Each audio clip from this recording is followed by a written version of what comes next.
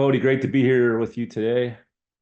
Pleasure's all mine, It's been Chris. a long time coming. We've been talking about this for a while. We have been, and it's an honor, especially considering some of your past guests. I love watching your podcast, and really, it's an honor to talk to you and an honor to be included in the group of individuals that you've brought onto your podcast in the past. Some really great people. I appreciate that. So get started. Obviously, tell us a little bit about your background, where you grew up, where you're from. You bet. Well, I was adopted, born in the state of Utah, but I lived in Costa Rica as a young child, went to school out there, and then came back to the United States and grew up in California mostly. That's sort of home for me, or what I always considered to be home, though I finished high school in the state of Washington.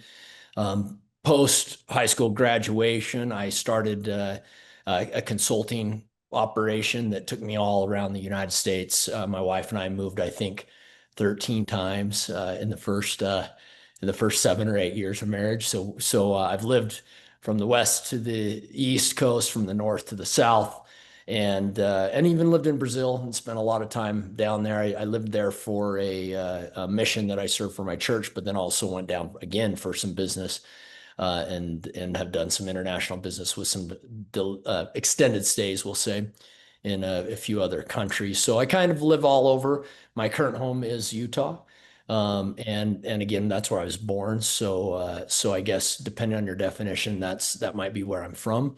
Though California was probably the developmental years of my life, where I spent most of the time becoming who I think I am today. What were some of your hobbies? Well, I grew up doing individual sports. I've always been an active kid, probably a little ADHD, little OCD maybe, and was always wanting to be engaged in something, doing something, and pushing myself.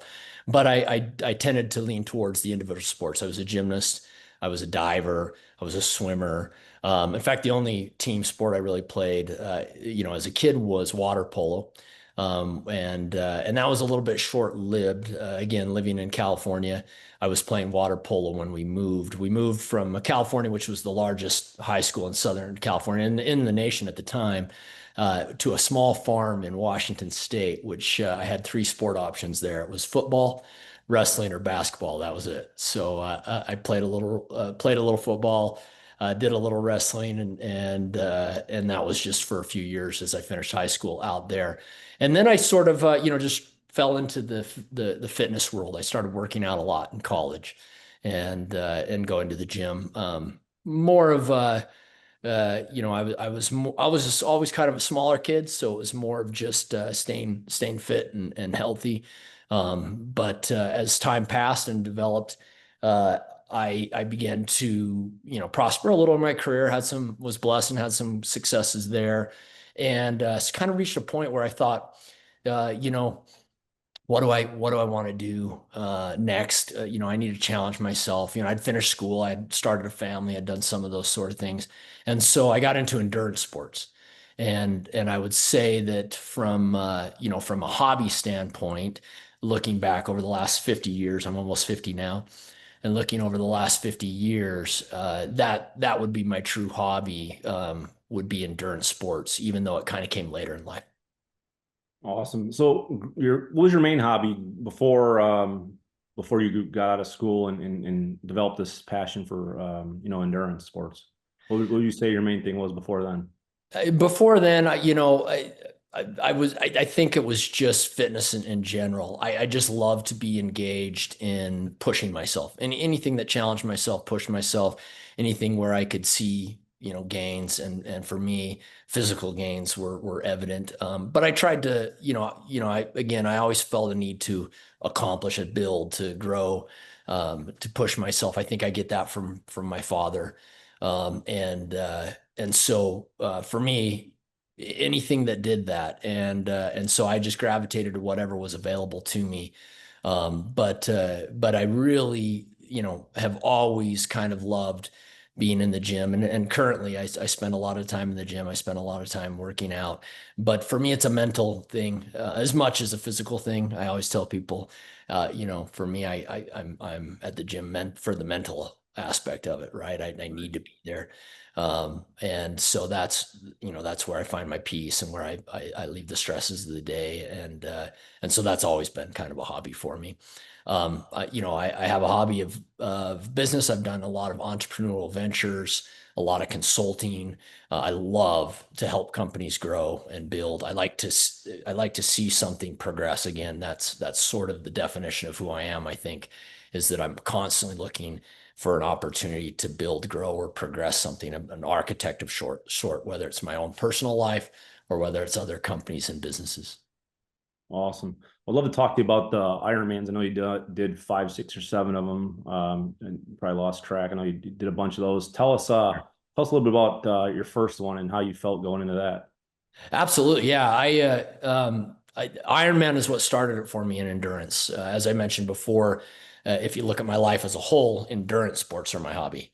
But that all started with Ironman. I had probably an early midlife crisis of sorts where, and I referenced this a minute ago when we were talking, Chris, where I started to wonder, what's next, right? Like I had this checklist my whole life. I want to accomplish this, this, and this, and this. And I had all these things that I felt like I wanted to achieve.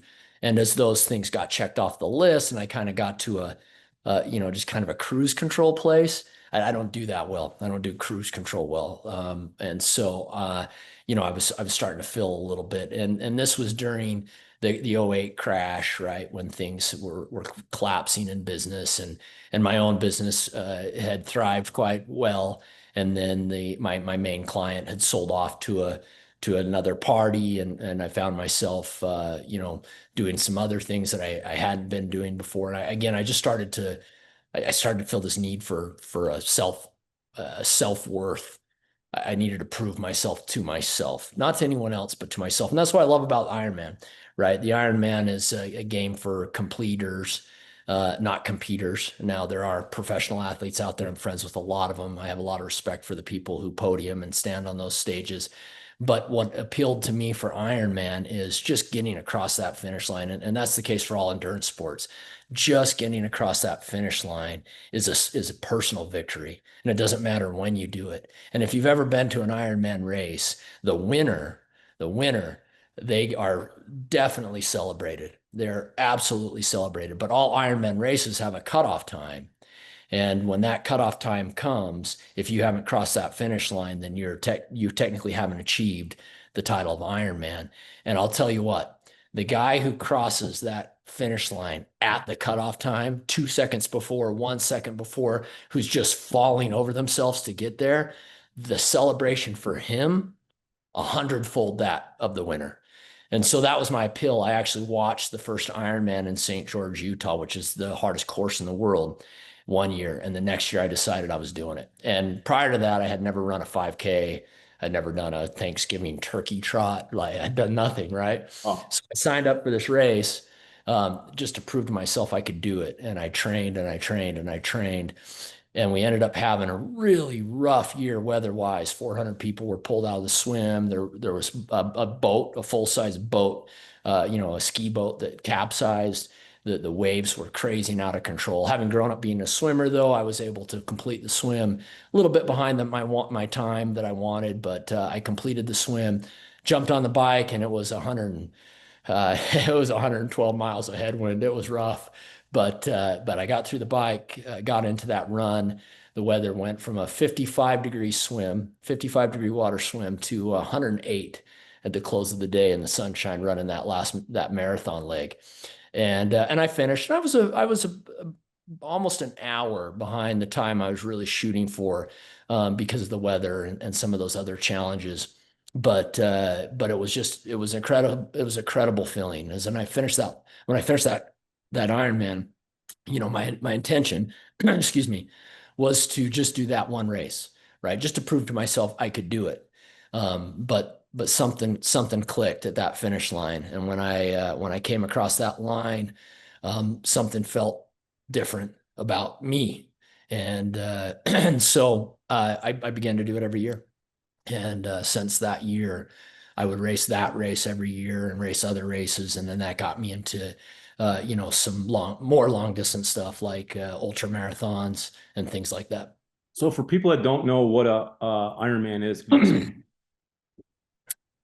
Sorry, yeah, for a definition of Ironman, some people say it's three disciplines or three sports in one, which would of course would be swimming, biking, and running. Um, those who actually participate in the sport will tell you it's actually five. The five disciplines, the five things, again, by definition, my definition of discipline will be the things you have to train yourself on. And the last, honestly, is by far the most important if you want to improve and get better and even succeed at all. And those five are, of course, swim, bike, run, but also transition. It is a very strange and unusual feeling to to swim that far, and I'll get into those distances here real briefly, but to swim that far and then all of a sudden to start to bike and then to bike and have that perpetual biking motion going, that cadence going for 112 miles and then start running a marathon, right? And a lot of people that don't make it in the Ironman don't make it because moving from one sport to the other is really tricky. And so they always say that transition is the fourth discipline.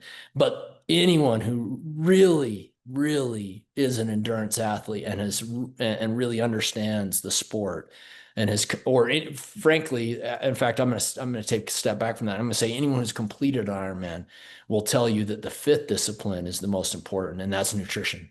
You got to have the right nutrition. You got to be taking in the body's just not capable of producing the glycogen necessary to finish a race that long without constant replenishment of that nutrition. And if you don't do that, not just right, but perfectly, you're going to face cramping, vomiting, on all, dizziness, pass out. There's so many things that will just take you out immediately from a race if you haven't nutritioned well. It's a 2.6 mile swim. It's a 112-mile bike followed by a 26.2 mile run. So you've got over 2.5 miles in the water. You got 112 miles or over a century bike ride, which is a sport in and of itself, an endurance sport in of itself, the 100-mile bike. And then of course a marathon, which is also a sport in and of itself. And you do all three of those back to back.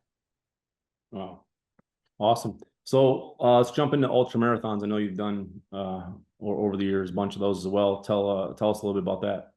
Well, running was my least favorite, frankly, when I started all of this. I remember I went on my first run, my first training run, and first long run. I'd done a few things around the block to try some shoes out and some stuff like that. And again, remember, I'd never done a 5K prior to this. I'd never done anything, nothing, no fun runs or anything. And so I went out in my local neighborhood and I'd plotted about a 5 mile route. And I'm like, I have to finish it. If I'm going to do this, I gotta start building miles. And I went out and I came back and I think it was like a 12-minute mile for when I was running. That doesn't count when I was passing out on the side of the road, right? And I didn't love running. But it's one of those sports that grew on me. That was the one sport my wife would come do with me, and now she's significantly faster than me. She's a Boston marathoner. She's done all kinds of amazing stuff in the world of running, and she'd never run either. But she would come out running with me, and we began to love it, and it began to grow on us a little bit. But street running, where you just turn it over on the street, that was great, but mentally it's a greater challenge to do that because over 13, 26, 30, 40, 50 miles, you're just kind of in that same cadence, that same spin when you're running. And so ultra marathons, uh, almost always, everything I've ever participated or been invited to has been in the mountains with climbing and descending and rocks and trails. And so it's trail running, and it's trail running that exceeds, 30 miles. Most of them are 50 miles or 100 milers. One of my toughest races, top three toughest races I ever did, was a 62-mile race out in Moab, Utah through Hell's Canyon, which is straight up and down, and you go up and down it a few times. through the rocks. But then you have to think, you have to focus, and it engages your mind as well. And so I started to really like that and gravitate to that. Again, nutrition was absolute key in those kind of things. That toughest race in Moab, that one of the toughest races I ever did there. At one point, this was prior to me getting to know FITTEAM and your product, of course. Well, at one point, my body went into atrophy. It turned purple and then green, and I literally just had to sit there for almost 45 minutes, and it set me back a long way. And I just had to take in nutrition because I hadn't nutritioned right, and it's just really demanding on the body. But again, for me, I thrive on demanding things, on demanding something of myself and then accomplishing it. So I got into that, and What now about, I do that more than anything else. all right, awesome. What about Spartan races? Because over the years, I know you've been involved in those as well. What can you tell us or share? Yeah, Like, actually, I'm really glad you asked about that. I I was thinking to myself, I might have mentioned, I maybe should have mentioned that earlier on in this conversation. So for the Spartan race, I'll give you the brief synopsis of what that is for those of you who don't know. Many of you have probably heard of Tough Mudder and some of those kind of things. Spartan is really kind of the official obstacle race, right? Reebok came in and sponsored it, and it exploded and grew, and it became a really big event. And the reason I started doing those is I already had that running background. And to be, totally transparent, like I said, I was a completer, not a competer. My early races, I was a 8, 10 minute mile. Now I'm, 6 minute, 7 minute. The champions are 4 or 5 minute miles. I mean, they're just blowing it out of the water for 26 miles. That's not me. But with what was cool about the Spartan is that you do these half marathons. I did Lake Tahoe, which is the national championship.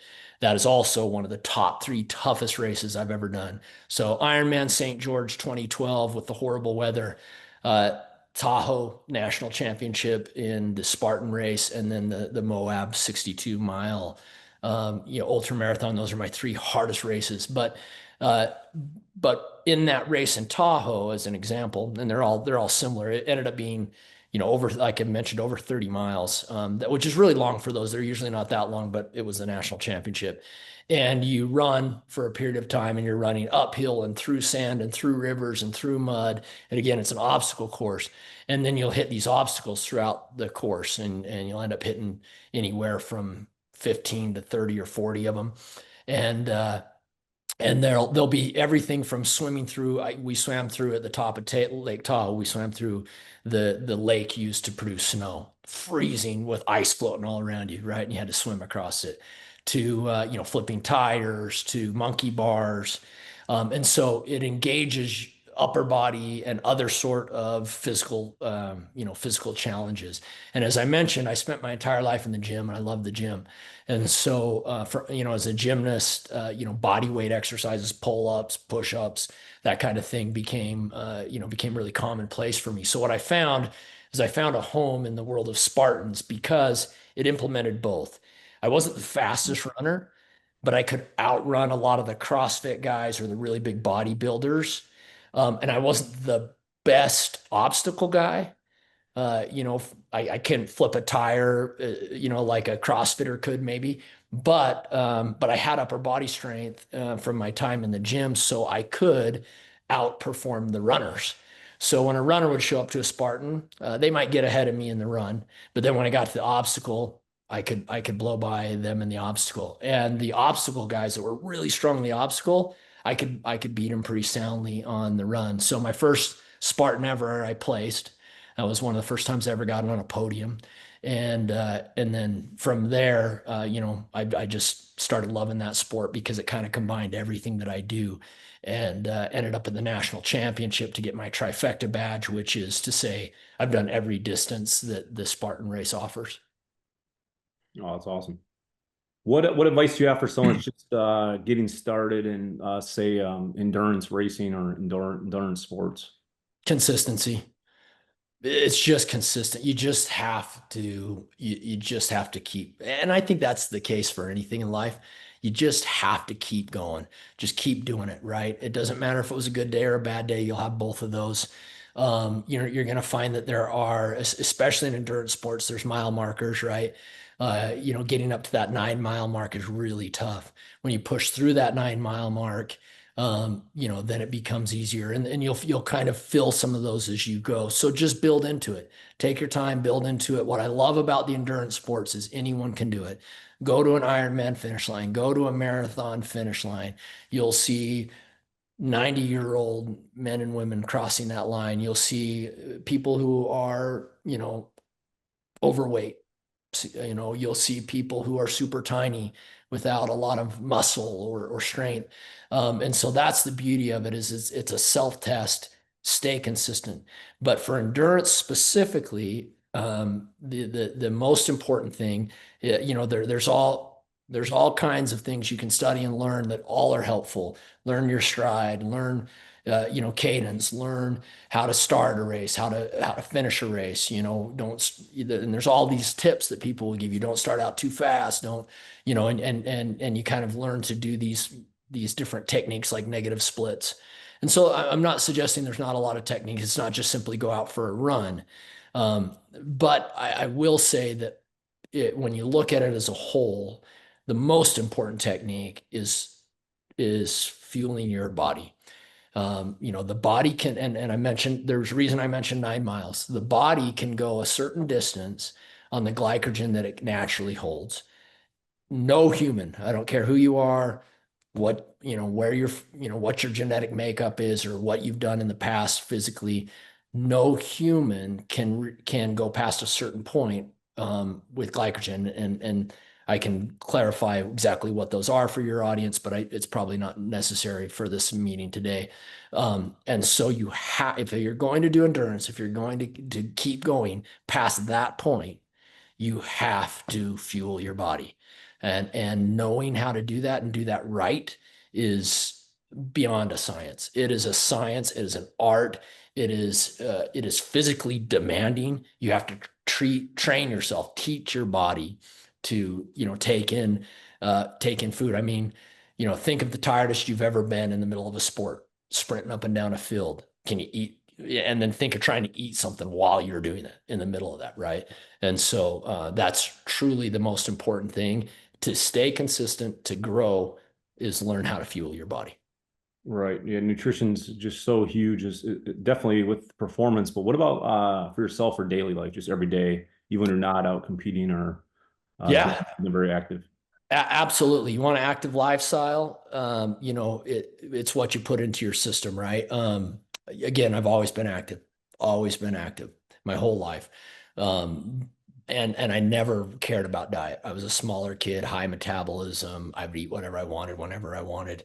In fact, if I'm being totally transparent here, part of the reason I would get into these things is so that I could continue to eat what I want whenever I want. My mindset was, hey, you can, if you're running, if you're working out, if you're at the gym, then, eat whatever you want, do whatever you want. Right.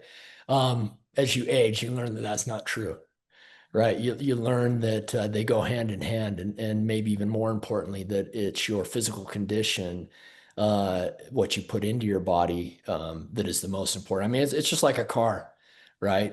You can have, the fastest car there is, a Bugatti, a Lamborghini, a Ferrari, but if you're filling the thing up on, 82 octane gas versus ethanol free or 94 octane, if you're putting in the cheapest oil you can find, and more importantly, if you're not managing that, watching that, the car's not going to last very long, and it's not going to perform to its peak ability, which again is why we're talking today, which I think is probably for a little bit later in this conversation, but that is my passion for FITTEAM, which I'm sure we'll address here in a moment. But Yeah, I mean, obviously you've been involved in formulating many products in the past, and what we did with FITTEAM and the product development team obviously is beyond amazing. Just love for you to share, what separates us, what makes the FITTEAM product special, and what you love most about the products. absolutely. So for context, for your audience who doesn't know me, I've had the unique privilege and honor, thanks to you, Chris, I can't thank you enough for introducing me to the people you've introduced me to. And I can't say enough good about your team and your people. And so for context, I've had the privilege and opportunity to rub shoulders with a lot of your team, a lot of your corporate level team, but also your team out there with with their own independent businesses and building their business off making people healthier and feel better and do better and grow.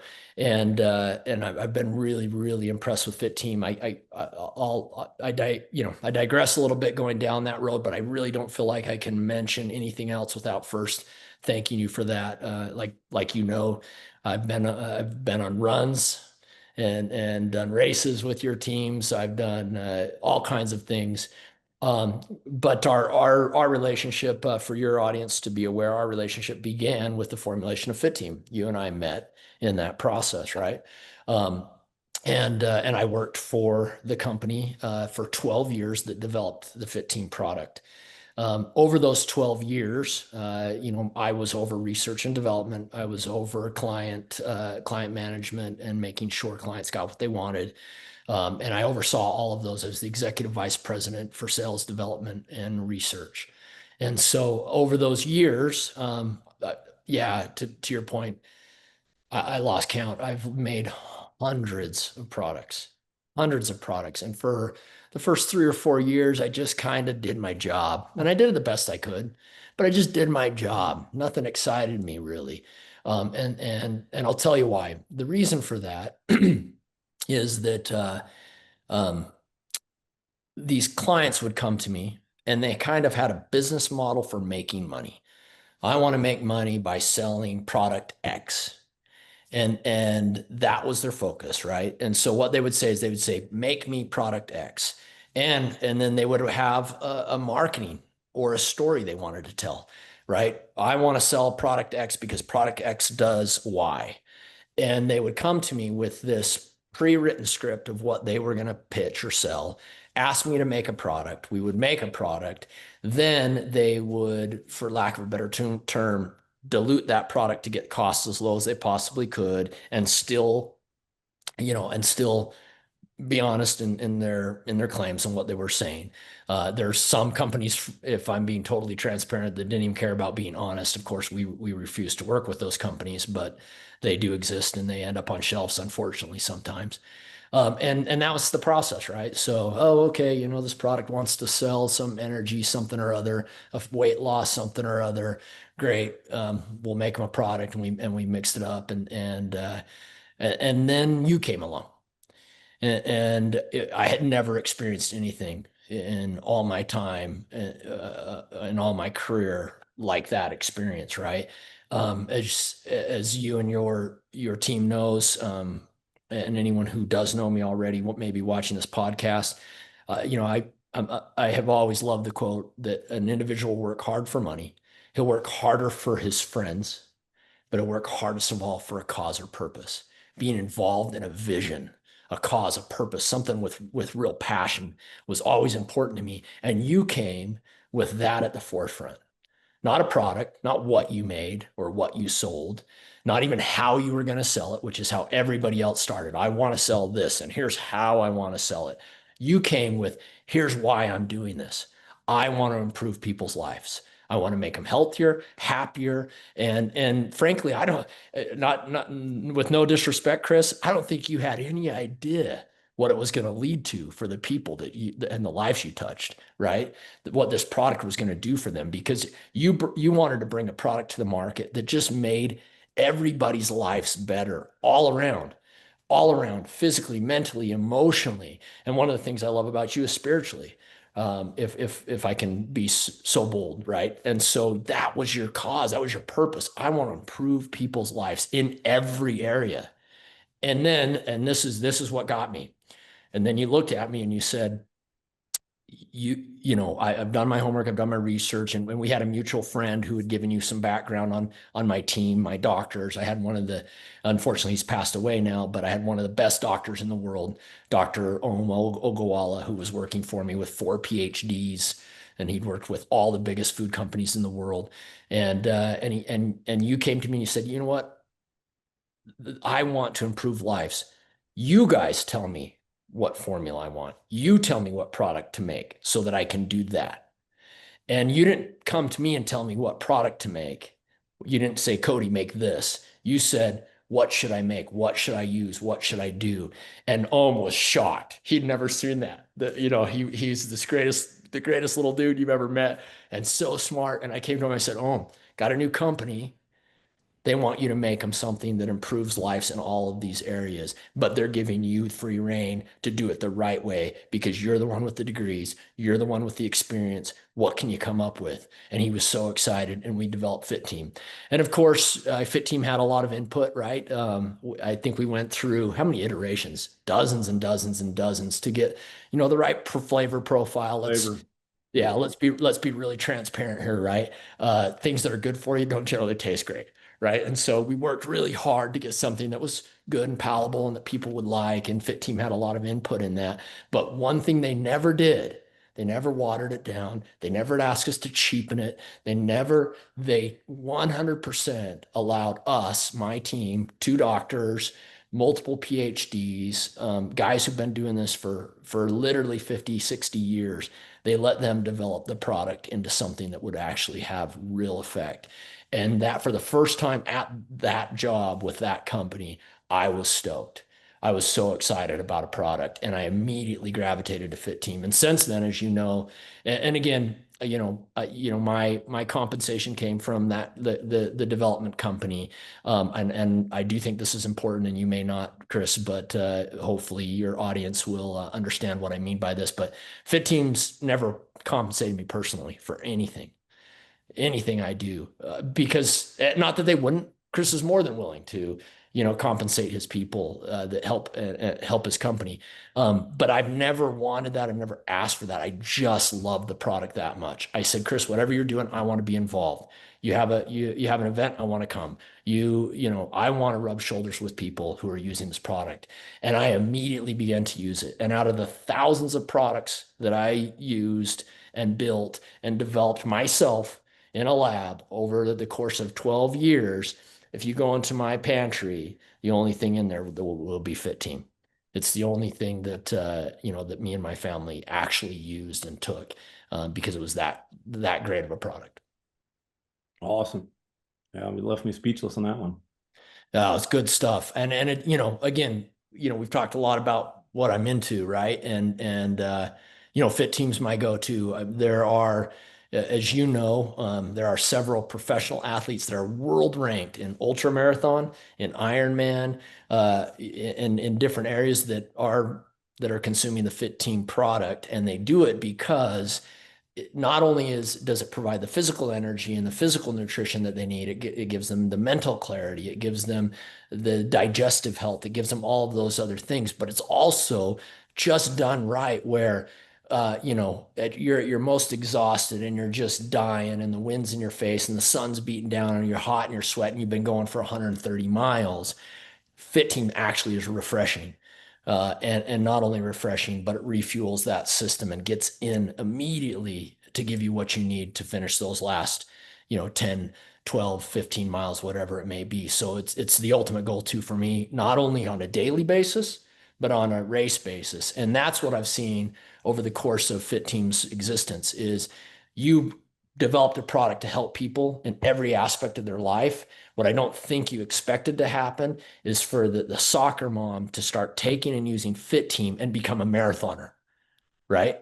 All of a sudden, it's not just enough to feel good and feel great and have energy. Now I got to do something with that. And then all of a sudden, I saw a post yesterday with one of your leaders, and I won't call them out publicly without their permission, but I saw a post with one of your leaders that I met really early on that was just taking FITTEAM to lose a little weight and be healthy and try to prolong their life a little bit. Now they were out. They just finished a very long endurance event. They were more chiseled than me. They were cut. They're just living a completely different life. And to me, that's FITTEAM. FITTEAM was the foundation for all of it. Props and credit to them for training and doing the work. But again, Fit Team was the catalyst. It was the catapult for all of it. Awesome, Cody. Really appreciate everything you shared, your time, and obviously all your help over the years. Hey, really appreciate you, Chris, and appreciate Fit Team, and love the product, love everything you do, and keep up the great work. Awesome. Keep changing lives. Talk soon. Thanks, Cody. Thanks. Bye.